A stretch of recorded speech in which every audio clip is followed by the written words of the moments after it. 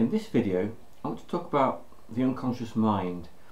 Now, before I talk about the unconscious mind, or what some people call the subconscious mind, and for our purposes the two things are the same thing, the terms are interchangeable as far as we're concerned.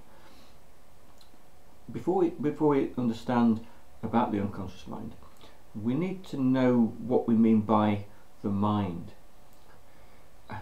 This is a huge topic, under what the mind actually is, and I don't want to get too bogged down with the discussion on what we mean by the mind, and understanding what consciousness is and how consciousness works. For our purposes, just think of the mind as basically the processes that go on up here. So the processes that go on in our heads. Think of it that way. Now, by definition, the unconscious mind is that part of what goes on up here that we are not consciously aware of at any given moment in time. That we are consciously aware of, obviously, is the conscious mind. Everything else is the unconscious mind. Now, in terms of processing power, now I need to point out that the brain doesn't work in the same way that a computer does. But if it did, so this is just for comparison purposes, if it did, the processing power of the unconscious mind is of the order of about 1,000,000 times more powerful than the conscious mind. So the conscious mind is actually very weak, very feeble when compared to the unconscious mind. And in actual fact, it's the unconscious mind, or the unconscious part of the mind, that actually drives pretty much all of our behaviours, pretty much all of our thinking, and our emotions. Our emotions come from the unconscious mind, and although we may experience them consciously, they all come from the unconscious mind. And a lot of emotions, a lot of feelings, positive ones and negative ones, will be connected to past memories, events, places, people, and that kind of thing. But it's important to understand this idea, and don't worry too much about the exact figures, but just to understand that the unconscious mind is massively more powerful than the conscious mind. Let me just give an example or two just to illustrate what I mean by this. I don't know if you can remember way back when you first learnt to maybe tie your shoelaces, or maybe learnt to tie a necktie. If you're a driver, if you're a car driver, I'm sure, because it's going to be a more recent memory, I'm sure you can remember the very first time that you got behind the wheel of a car. You see, when you first learn to do something, whether it's drive a car or tie your shoelaces or ride a bike or any of those things, to begin with, you use your conscious mind to do it.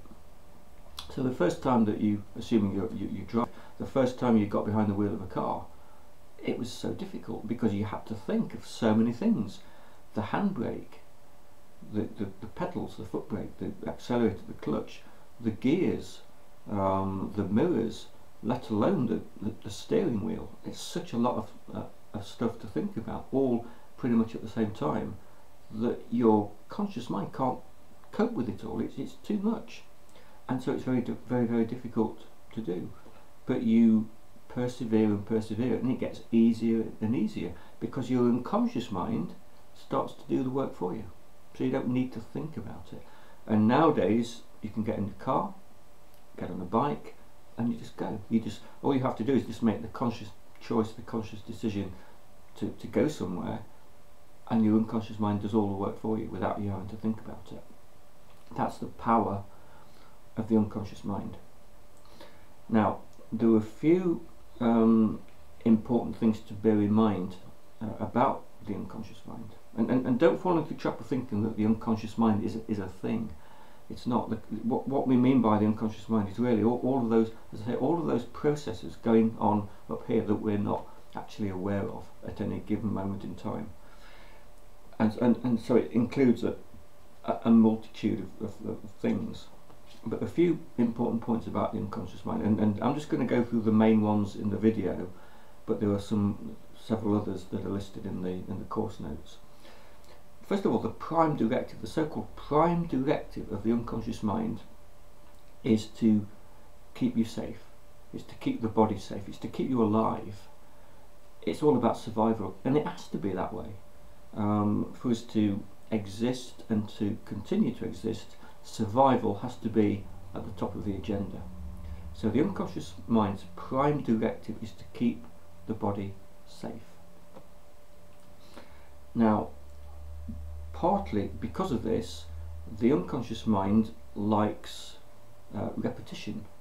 If you do something and then you do it again and again and again and again, for example, tying your shoelaces, fastening a tie, riding a bike, driving a car, whatever it is, your unconscious mind will like that. It will feel comfortable. It will feel so comfortable with it because you're still alive. Basically, it will assume, in a manner of speaking, it will assume that there must be some benefit to it, because you're consciously trying to do the same thing over and over again. Your unconscious mind will assume there must be a benefit to this, so it makes it easier for you. It allows you to learn to drive the car, to fasten your shoelaces or whatever. So it becomes a habit. Conversely, so this is the other side of the same coin.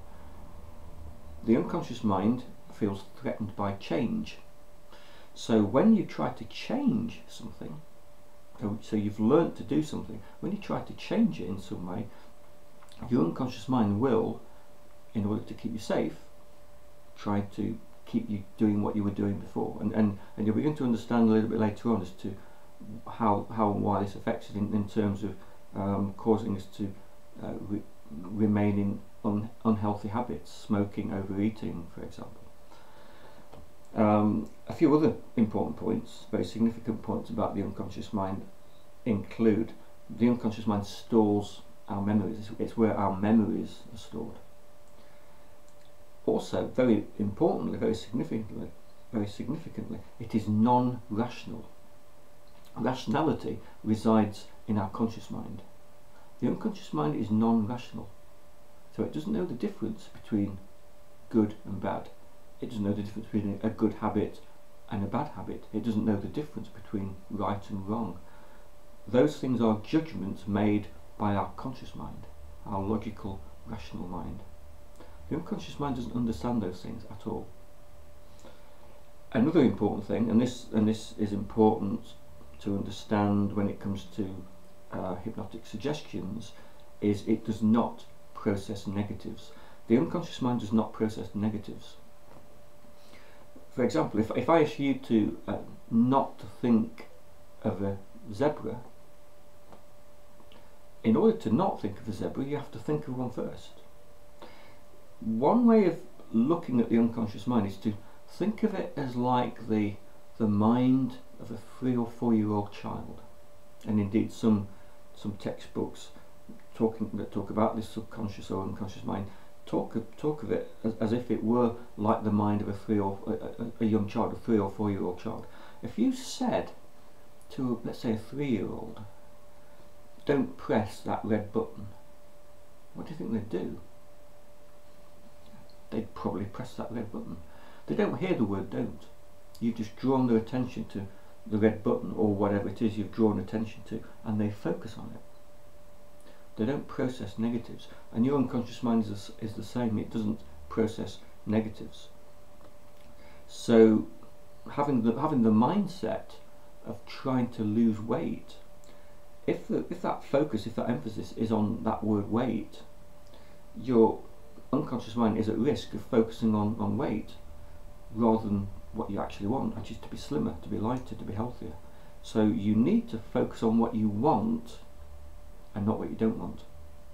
And this is important in all areas of life, when it comes to affirmations, when it comes to setting goals and desires. when it comes to hypnotic suggestions, as you will discover later on in the course, you have to focus on what you want and not what you don't want. So just to summarise a little bit more about the unconscious mind, the prime directive is to keep the body safe. So it likes patterns of behaviour, it likes repetition, feels very threatened by change. One of our deepest fears is the fear of change, which explains why people get stuck so easily in bad habits, relationships that aren't particularly enjoyable, maybe even destructive relationships. But for some people that feels more comfortable on an unconscious level than change. It stores our memories, it's non-rational, and it doesn't process negatives.